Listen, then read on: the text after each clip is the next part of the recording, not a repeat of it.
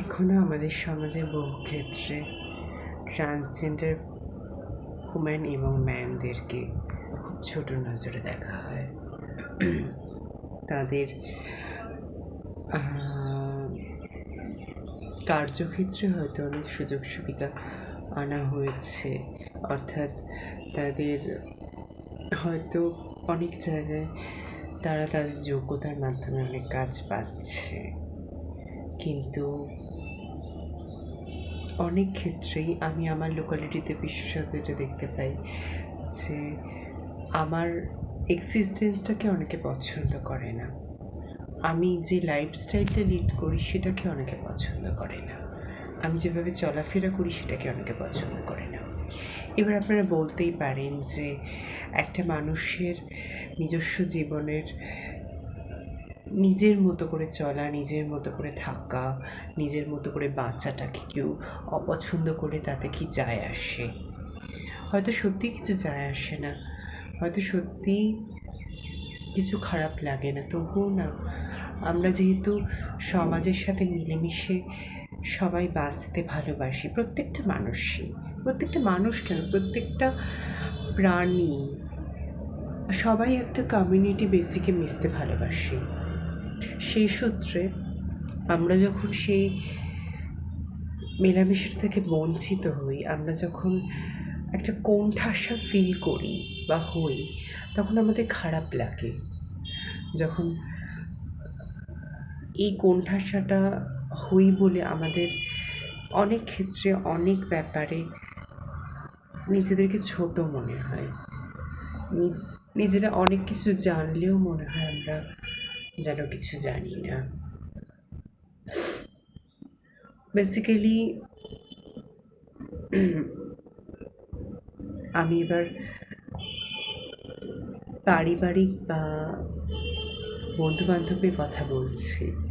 পারিবারিক ক্ষেত্রে এবং বন্ধুবান্ধব ক্ষেত্রে যখন একটা মানুষ জানতে পারে যে তার পরিবারের লোক বা তার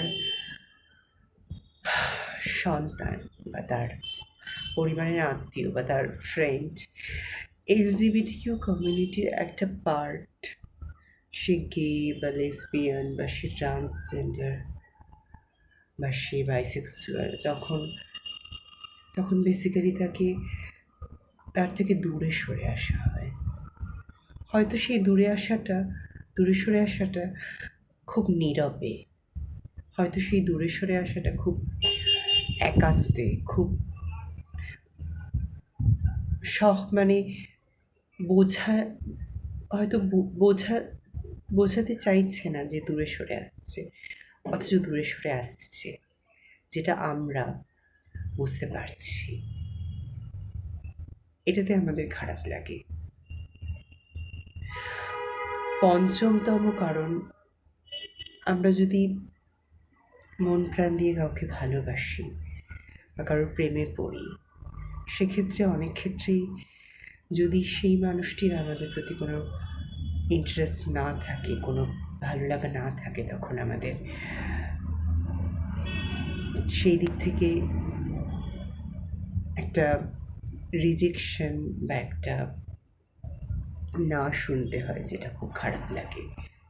সো বেসিক্যালি এতগুলো কারণ। হয়তো অনেক ট্রান্সজেন্ডার আছে, অনেক গে আছে যারা অনেক টাকা পয়সা কামাচ্ছে, ভালো জব করছে, অ্যাক্টিং করছে, মডেলিং করছে, আরও অনেক জবের সাথে যুক্ত আছে, কিন্তু তারা মনের দিক থেকে শান্তি নেই তাদের, কারণ তারা হয়তো কেউ ভালোবাসা পাচ্ছে না, কেউ কোণঠাসা হচ্ছে, কেউ সমাজের এই রুলস অ্যান্ড রেগুলেশনের মধ্যে চিপটে যাচ্ছে, যেখানে সমাজ একটা পুরুষ বা নারীকে দেখতেই অভ্যস্ত, এবং তার বাইরে অন্য কিছু দেখলেই তাদের একটা ব্যঙ্গ, কেউ বা হয়তো ঘৃণা, এই জিনিসগুলো। সো এই জিনিসগুলো হয়তো কোনোদিন বন্ধ হবে না, তাই এস্টাবলিশড হয়েও কোনো লাভ নেই এলজিবিটিকিউ মানুষদের জীবনে।